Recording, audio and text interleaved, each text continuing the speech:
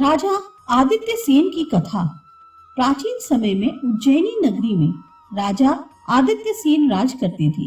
वे बड़े ही शूरवीर तथा प्रजावत्सल थे।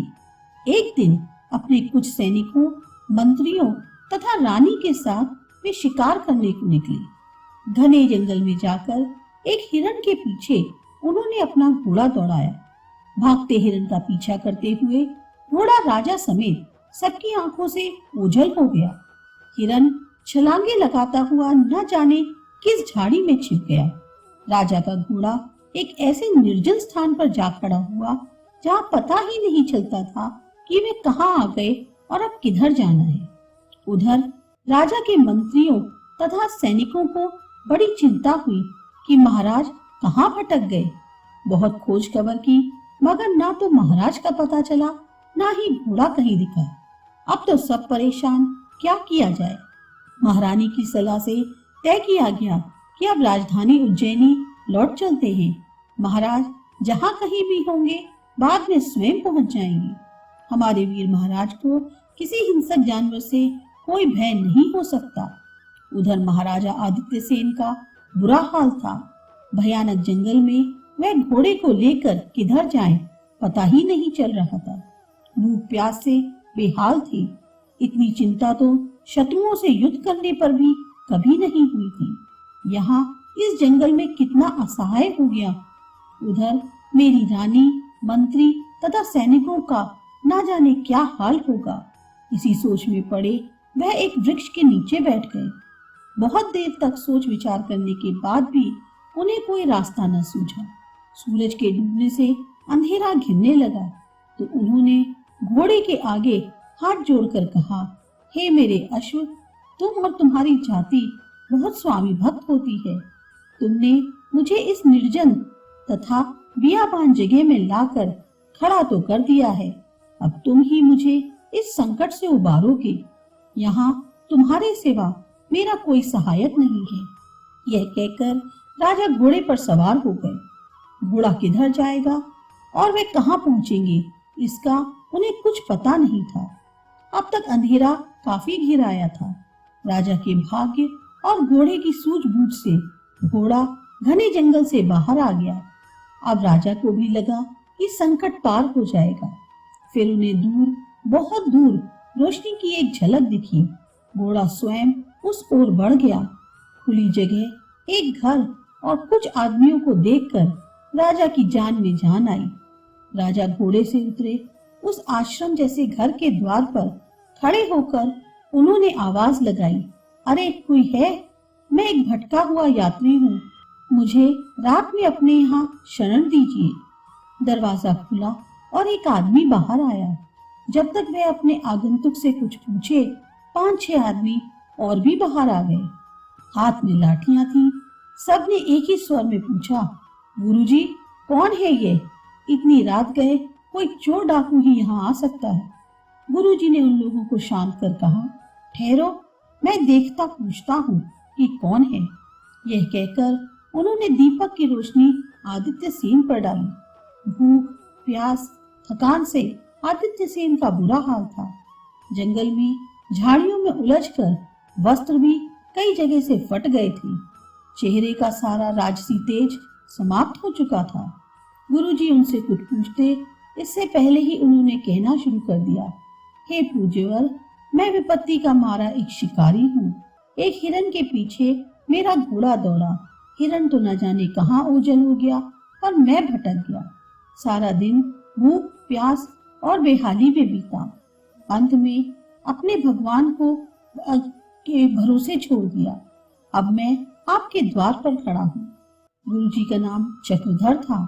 जब उन्होंने यह सब सुना तो लगा कि निश्चय ही यह आदमी मुसीबत का मारा है, इसे शरण अवश्य देनी चाहिए। उन्होंने कहा, अतिथि तो हमारे लिए भगवान जैसा है। आप घोड़े को बाहर बांधकर अंदर आ जाएं। इतना सुनते ही उनके साथियों ने कहा, गुरुजी, यह आप क्या कर रहे हैं? यह आदमी डाकू भी हो सकता है। झूठ मूठ अपनी बुरी दशा बताकर अंदर आ जाएगा और रात में हमें लूट कर चला जाएगा। गुरुजी बोले, ऐसा मत सोचो। अगर यह डाकू भी हो तो डरने की कोई बात नहीं है। ये अकेला है और हम सब इतने हैं। तुम सब निश्चिंत होकर सो, मैं जागकर पहरा देता रहूंगा। इतनी रात गए इस हालत में एक आदमी को शरण देना, उसके प्राणों की रक्षा करना हमारा धर्म है। हमें इस धर्म को निभाना चाहिए। यह कहते हुए उन्होंने आदित्य सेन को अंदर बुलाया, उन्हें खाना दिया। घोड़े के लिए चारा पानी देना भी ना भूले। जब आदित्य सेन थोड़ा आश्वस्त हुए तो गुरुजी ने कहा, अब आप निश्चिंत होकर सोइए। मेरे रहते आपको कोई कष्ट नहीं होगा। सवेरे आपको जहाँ जाना होगा चले जाइएगा। आदित्य सेन लेटे लेटे सोचने लगे, समय बड़ा बलवान होता है। वह कब किसको किस दशा में डाल दे इसका कुछ पता नहीं होता। मैं प्रजापालक राजा जो चोर डाकुओं और शत्रुओं का नाश करने वाला हूँ, आज किसी की कृपा से अपनी भूख मिटा पाया हूँ। कहीं मैं चोर डाकू तो नहीं। इस भय से गुरुजी रात भर जागकर अपने अनुयायियों की रक्षा कर रहे हैं। सोचते सोचते थके मांदे आदित्य सेन जाने कब सो गए। प्रातःकाल जब वे उठे तो थकान हो चुकी थी। गुरुजी से कहा, आपने रात में शरण देकर मुझ पर जो उपकार किया है मैं जीवन भर इसे न भूलूंगा। आज्ञा दीजिए, अब चलूं। मेरा घर परिवार के लोग बहुत चिंतित होंगे। गुरुजी ने कहा, मैंने कोई उपकार नहीं किया। एक मनुष्य होने के नाते एक दुखी आदमी के साथ अपना मानवीय कर्तव्य निभाया है। आप शीघ्र अपने घर पहुंचकर अपने परिवार की चिंता दूर करें। दूसरे दिन महाराज के उज्जैनी पहुंचते ही सारे दरबार में खुशी छा गई। राजा ने रात के प्रसंग की किसी से चर्चा नहीं की। चक्रधर का यह आश्रम उज्जैन में ही था। आदित्य सेन ने एक दिन अपने सामंत से कहा कि अमुक वन में चक्रधर नाम के एक ऋषि का आश्रम है, जहाँ मैं अपने कुछ शिष्यों के साथ रहती हूँ। वहां जाकर उन्हें संदेश दो कि महाराज ने आपको बुलाया है। दूत ने जाकर चक्रधर को जब ये संदेश सुनाया तो चक्रधर को कारण समझ नहीं आया।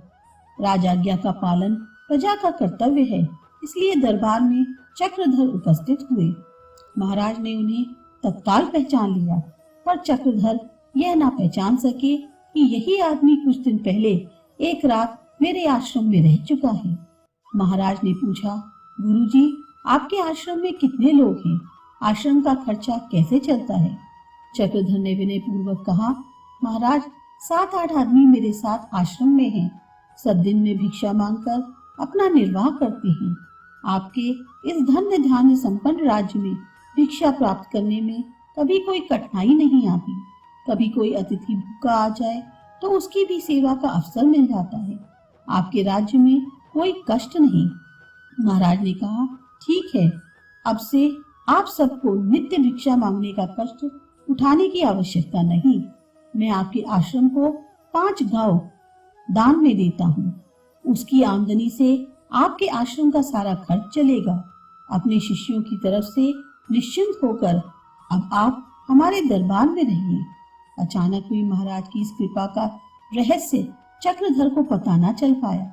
चक्रधर दरबार में रहने लगे। उधर आश्रम वासियों को गांव की आय होने से भिक्षा मांगने से छुट्टी मिली। बिना मेहनत किए आराम से खूब धन संपत्ति मिलने पर आश्रमवासी उद्दंड तथा विलासी हो गए। कुछ दिनों बाद धन संपत्ति के बंटवारे के लिए आपस में लड़ने भी लगी। एक दिन चक्रधर ने कहा, महाराज, आज्ञा दे तो मैं एक बार जाकर आश्रम की दशा देखाऊं। उन्हें सुखी देखकर मुझे खुशी होगी। राजा ने आज्ञा दे दी। चक्रधर जब आश्रम पहुंचे तो उन्हें अनुयायियों का बुरा लगा।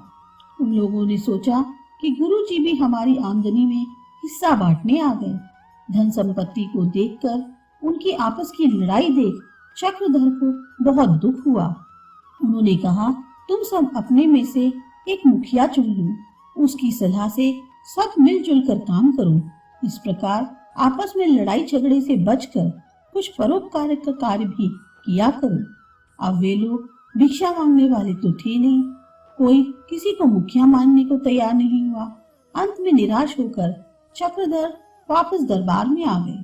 चक्रधर को उदास और दुखी देखकर राजा ने उनके दुख और उदासी का कारण पूछा। चक्रधर ने सारी बात बता दी। राजा ने कहा, गुरुजी, आप पुनः आश्रम में जाइए, मैं पता कराऊंगा। चक्रधर फिर आश्रम में आ गए। एक दिन महाराज स्वयं भिक्षुक का वेश बनाकर आश्रम में पहुंचे। भिक्षा के नाम पर आश्रम वासियों ने फटकारते हुए कहा, भाग जाओ यहाँ से, भिखमंगे कहीं के, कोई भिक्षा नहीं मिलेगी। चक्रधर भी बैठे यह सुन रहे थे पर कुछ कह ना सके। भिखारी जब फिर भी ना हटा तो एक आश्रमवासी उसे मारने के लिए दौड़ा।